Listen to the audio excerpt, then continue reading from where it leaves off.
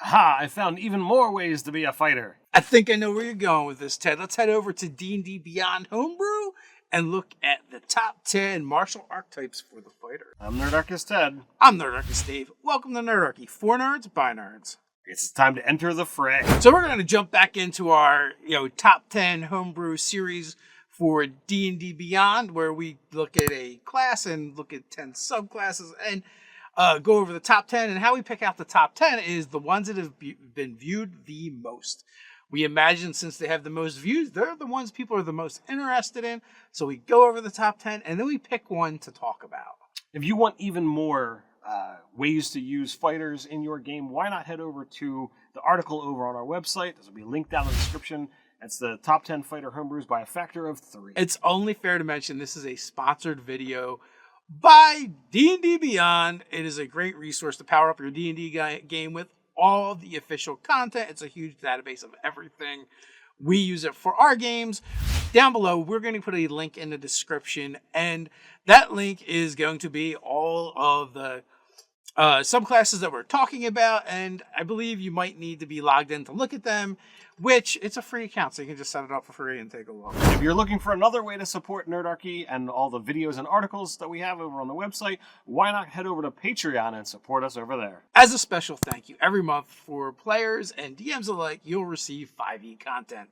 And that may be magic item cards that we may or may not make print and play cards for, drop-in encounters for your games, maps that we use in our own games. As well, we make spells, feats, races, subclasses, you name it. We've probably made it over there. There's also a chance to game with Nerdarchy and more. There's a link in the description as well as one of the cards up here. All right, so we're going to give you the top 10 list based on the most viewed. So, Dave, why don't you head over to D&D Beyond and check it out? Give us the list. All right, we'll do. So, number 1 is Anime Swordsman. Then we have Samurai, Warlord, Arcane Gunslinger, Hero, Gunslinger, Master at Arms, Dark Knight, Abyss Walker, Rune Knight. So there's definitely a lot of fun things there. Obviously, it would take way too long to try and dive in and talk about all of them. So we've gone ahead and picked one in advance that we're going to talk about. And for that, we're looking at the Warlord. Those who emulate this archetypal warlord employ the tactical maneuvers of great generals and commanders of old. For a warlord, battle is like a complex game of chess, where the game is not always so evenly weighted of fair. Many fighters of the warlord archetype spend their time outside of combat performing tasks that keep their minds active, such as perusing scholarly ambitions, learning new skills and trades, or navigating the social battlefield of noble politics. Not all fighters study the history, theory, and artistry reflected in the warlord archetype, but those who do are often remembered by history as great generals and beloved heroes.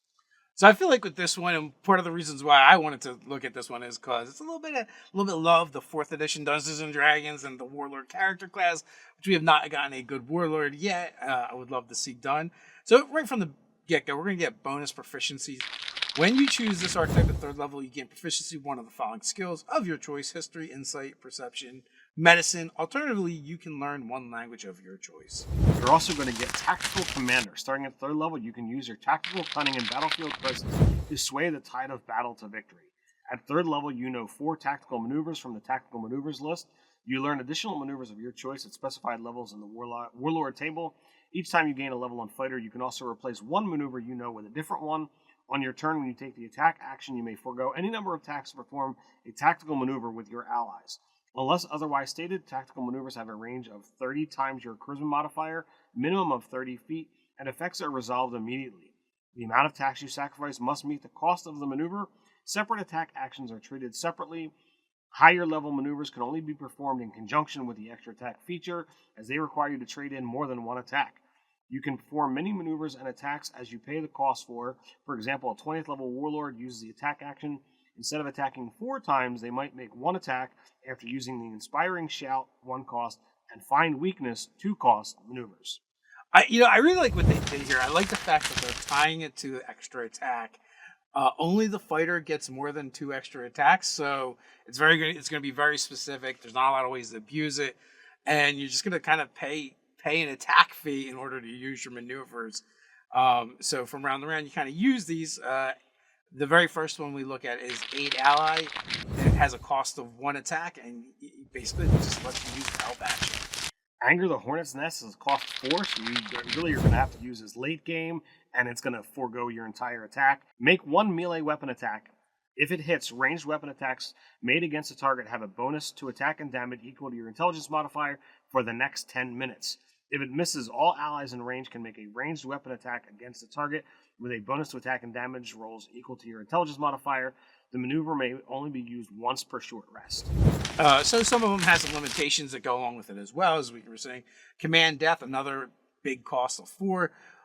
All unconscious allies in range make a death saving throw. If the total is above 10 and not a natural 1, the roll is treated as a 20. This maneuver only may be used once per short rest. Defensive Command, cost of 1, make 1 weapon attack and choose an ally within range. If the attack hits until the end of your next turn, that ally gains a bonus to their AC equal to your intelligence modifier against attacks made by the target of your attack. Distracting Shout, cost 1, choose an ally within range. The ally can use their reaction to take the hide action. Fearless Battle Cry, cost 3, all allies within range are immune to fear until the end of your next turn. Fearless Shout, cost 2, choose any ally with range. The ally is immune to fear until the end of the next turn. Find Weakness, cost 2. Choose an enemy within range. The enemy takes your intelligence modifier extra damage from each allied attack until the end of your next turn. Hold the Line, cost 3. All allies within range are immune to forced movement and getting knocked prone until the start of your next turn. Attacks against allies in range have disadvantage until the start of your next turn. Incite Blood Fury, cost 4. Make 2 weapon attacks. Add your intelligence modifier to the damage. If either attacks reduce a target to 0 hit points, you and your allies within range enter a Blood Fury. For 10-minute duration, whenever any Blood Furied creature within range scores a critical hit, all other Blood Furied creatures within range can make a weapon attack against the same target as a free action. This is the first one where we see something that's a little bit problematic, and that's the idea of a free action. Mm-hmm. And also, like, this one, for what you're getting, like, if you don't drop the thing to 0, right, you just kind of wasted it. So that's kind of brutal. Inspiring Battle Cry costs 3.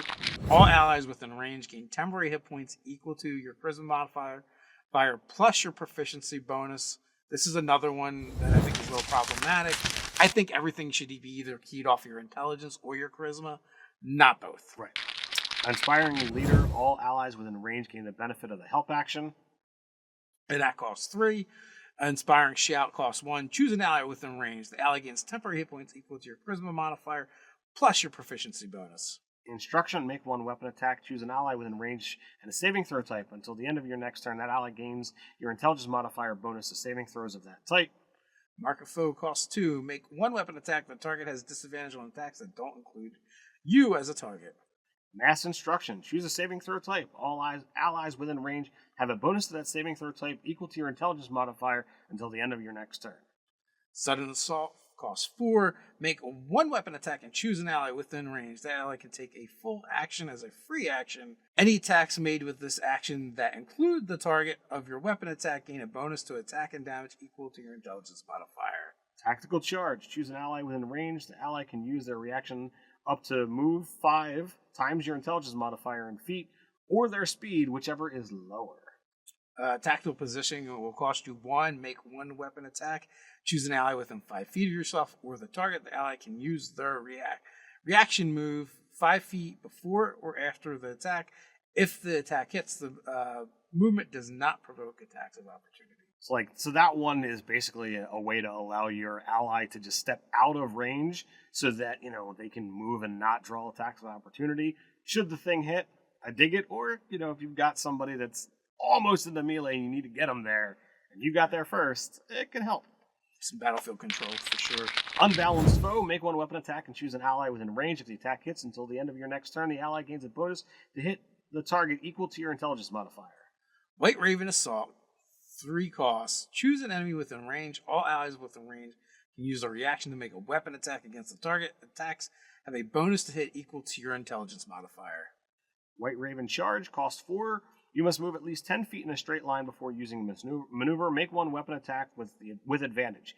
If it hits until the end of your next turn, all allies within range gain a bonus to their attack and damage rolls equal to your intelligence modifier plus your charisma modifier. The bonus applies the damage for the attack made as part of this maneuver. The maneuver may only be used once per short rest. White Raven Reformation costs 2. All allies within range use the reaction to move up to 5 times your intelligence modifier in feet or their speed, whichever is lower. And last one for the tactical maneuvers are White Raven Strike, cost 2. Choose an enemy within range. All allies within melee range of the target can use their reaction to make a melee weapon attack against the target. Attacks have a bonus to hit equal to your intelligence modifier. So I wouldn't say like this section is really good, but also needs some work and would definitely need some play testing. But in theory, I like what they're going for. There's just some things that might need to be adjusted. There's a lot of like add your intelligence modifier to this, use charisma and intelligence. Yes. So there's some wonkiness. Thematically, all of the maneuvers are a lot of fun. There's some things that they have, like it's a cost 1. You're getting your attack and something else out of it. So like there's no benefit. So there's no hindrance to not doing that. Because it's like, oh, look, I'll do this, and my ally gets some kind of bonus or some kind of maneuver. So like, there's no trade-off, there's no detriment. So you would always be doing those kind of things. Yeah. So it could be abused if not treated. Charismatic leader starting at 7th level. Your words carry the weight of a mighty general. You gain proficiency in both intimidation and persuasion and expertise in one of the 2. This makes this a very skill-heavy fighter. Yeah, and I think it's set up that it should be that way. But I like the fact that you've got a fighter that's getting access to skills. You get something at 3rd, you get 2 things at 7th, and expertise in one of them. Pretty powerful. All right, so also at 7th, you're going to get tactically minded. Your sharp intellect and keen tactical skills allows you to react more quickly in battle. You gain a bonus to initiative equal to your intelligence modifier. So, I mean, 7th level is pretty weighted. Like, there's no ribbon abilities, all good stuff. Expertise, bunch of skills. I would say you get one of those skills, and whichever one you pick, you get expertise in it. This would kind of shore it up to be some of the other classes that are giving you extra skills. And since fighter is not a skill-heavy class, that would kind of round it out a little. Then 10th level, we get Turn the Tides. Starting at 10th level, your willingness to keep fighting, even the most dire battle, inspires those around you to fight by your side. When you use your second wind, allies within range of your tactical command feature gain temporary hit points equal to half the hit points you gain from your second wind. I like this. Like the Purple Dragon Knight tries to do a lot of this, but it does it so poorly to almost make that subclass useless. Right. This is like more in line with what I would have liked to see from that subclass. I agree. 15th level, your command becomes second nature to your allies, and they follow your instructions without hesitation. Tactical maneuvers that require allies to use your reaction now can be used without expending their reaction. Wow, that one might be a bit too good. I would have to really think about that and see, how that plays out. Death's Trusted Advisor. Starting at 18th level, your legendary presence on the battlefield inspires those around you to stay by your side even beyond death. While you're above 0 hit points, allies in range of your tactical commander feature gain your charisma modifier bonus to their death saving throws. This does not change the result of a 1 or a 20. That's fine. Right. At best, you're looking at it's a +5, which could swing, a lot of rolls into the positive. And let's face it, like you are so awesome that you are keeping, somebody, wanting to come back, that much easier. I actually feel like this is one of the best subclasses that we've read, in the sense that like it takes existing mechanics and uses them in a cool and unique way. I think it still needs a little bit of work. It definitely needs a lot of play testing. But all in all, I really like where they went. I like the fact that the economy that they used was attacks. The attacks, the tactical maneuvers I like, but there is no cost. You can do them unlimited on your turn. And since some of them I trade one attack for an attack plus a thing. Yes. Like those things definitely. It should start at 2. Or if you're trading an attack for something, then it shouldn't involve an attack. It should just be like Right. buff or something Yeah, like that. if it has a cost 1, it should not include an attack. And also the fact that it is only limited by your number of attacks, so the limit is actually by round. Right. So you like that might have to be looked at too. Be like, well, no, this is too good. This is actually happening way too often. So that might be another factor. But as a base concept, I feel like this person did a really good job, and I like what's here. And this one was put together by Kal-El. Kudos to Kal-El. I think they had a really fun and neat idea that I would love to explore and see expanded upon. Indeed, I would completely agree. As is, I would definitely do some tweaks before I would be showing up in my game.